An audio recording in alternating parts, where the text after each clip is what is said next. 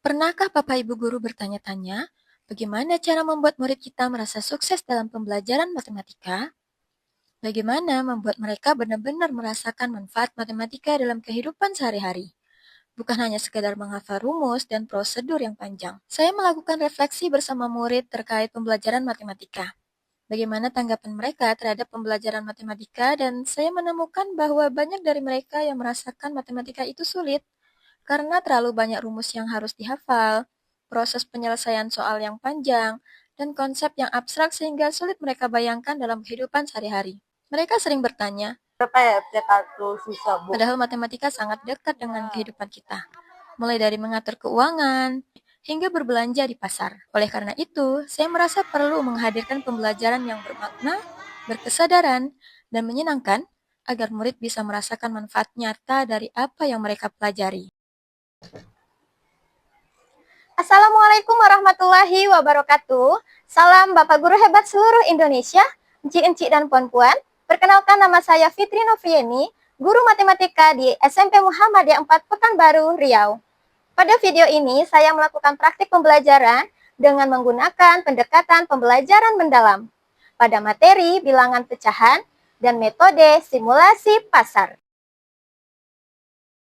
Langkah awal yang saya lakukan adalah mempersiapkan perangkat pembelajaran dengan pendekatan pembelajaran mendalam. Saya merancang tujuan pembelajaran, yaitu murid mampu menyelesaikan masalah perkalian bilangan pecahan. Untuk mencapai itu, saya menyiapkan metode pembelajaran yang berbasis role-playing, yaitu simulasi pasar, kemudian lembar kerja peserta didik, serta media pembelajaran berupa papan harga, uang imitasi, dan bahan pasar sederhana yang dibawa murid dari rumah.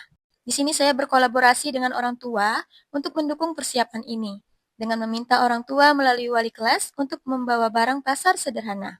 Pembelajaran dimulai dengan mempersiapkan kelas agar kondusif dan siap untuk memulai pembelajaran, seperti membaca doa, menanyakan kabar murid, ice breaking, menyampaikan materi yang akan dipelajari, dimensi profil lulusan yang ingin dicapai, mengulang materi sebelumnya, yaitu bilangan pecahan melalui game kartu yang saya kembangkan dengan Canva AI. Menyampaikan motivasi terkait penerapan bilangan pecahan.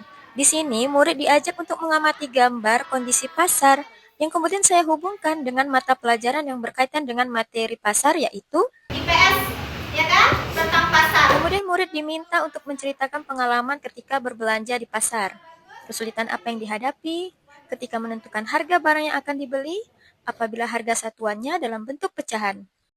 Tahapan ini menjadi bagian pengalaman pembelajaran merefleksi dan prinsip belajar bermakna, karena disajikan cerita yang relevan dalam kehidupan murid, yang kemudian dari cerita tersebut, saya mengarahkan murid pada tujuan pembelajaran, sehingga menumbuhkan rasa berkesadaran murid terhadap apa yang akan mereka pelajari hari ini. Sebelum mulai kegiatan simulasi, saya menyajikan masalah yang akan diselesaikan oleh murid, yaitu daftar belanjaan yang akan dibeli oleh setiap kelompok pembeli.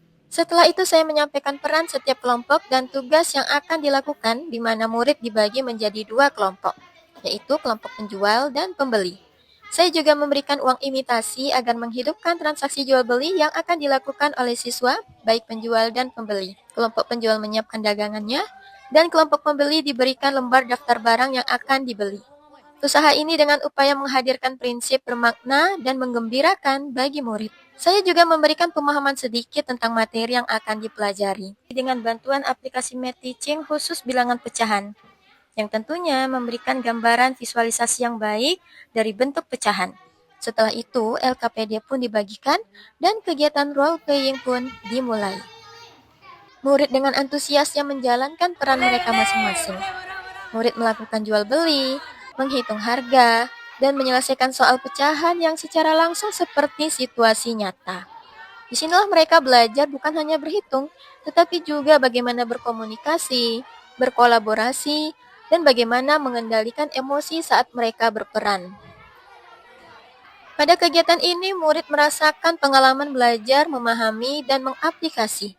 Karena dari sinilah murid mencoba memahami dari pengetahuan awal yang diberikan dan menerapkannya untuk menyelesaikan masalah yang diberikan melalui kegiatan role-playing.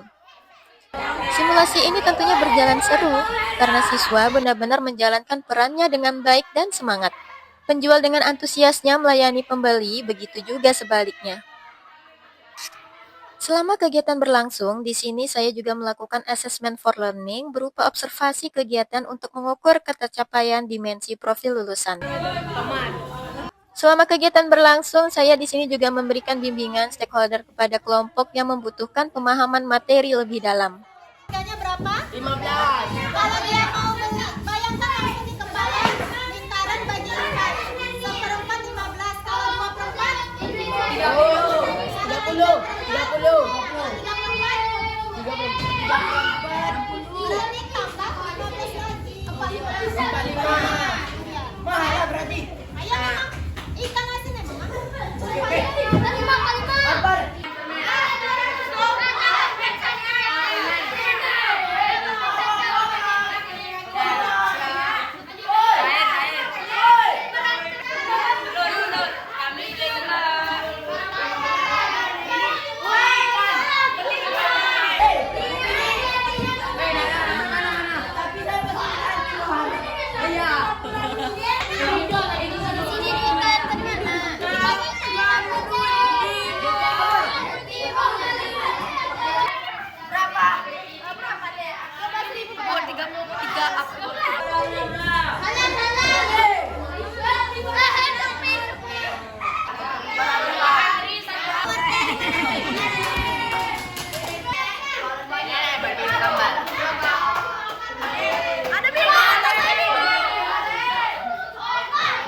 Setelah murid selesai melakukan kegiatan bermain perannya, satu kelompok mewakili untuk mempresentasikan hasil diskusinya. Kemudian guru dan murid bersama-sama melakukan kesimpulan terkait materi yang telah dipelajari. Dan di sini saya juga memberikan penekanan materi. Kegiatan pembelajaran ditutup dengan asesmen sumatif untuk mengukur ketercapaian tujuan pembelajaran. Dengan diberikan soal di kertas origami, di mana tiap murid mendapatkan soal yang berbeda. Di sini saya juga mengajak murid untuk merefleksikan kegiatan pembelajaran dengan beberapa pertanyaan, dengan meminta murid menjelaskan apa manfaat yang mereka rasakan setelah mempelajari materi tersebut, dan apakah mereka bisa menerapkannya dalam kehidupan mereka. Tidak berhenti di situ, saya juga melakukan pengimbasan kepada rekan guru-guru di sekolah tempat saya mengajar. Perangkat pembelajaran yang telah saya buat, saya bagikan, dan sebagai bahan diskusi bersama rekan-rekan guru. Kami melaksanakan pelatihan kecil terkait cara merancang perangkat pembelajaran dengan pendekatan pembelajaran mendalam. Dengan begitu, praktik baik ini tidak hanya memberi manfaat di kelas saya, tetapi juga menjadi inspirasi bagi guru lain dalam menciptakan pembelajaran yang lebih bermakna. Demikianlah kegiatan pembelajaran yang telah saya lakukan menggunakan pembelajaran mendalam. Semoga dapat menginspirasi dan memotivasi Bapak Ibu semua dalam memberikan pembelajaran yang bermakna, berkesadaran, dan menggembirakan. Langkah kecil yang kita buat di dalam kelas tentunya akan memberi kontribusi nyata untuk kemajuan pendidikan Indonesia. Karena GTK hebat, Indonesia kuat. Terima kasih, Bu.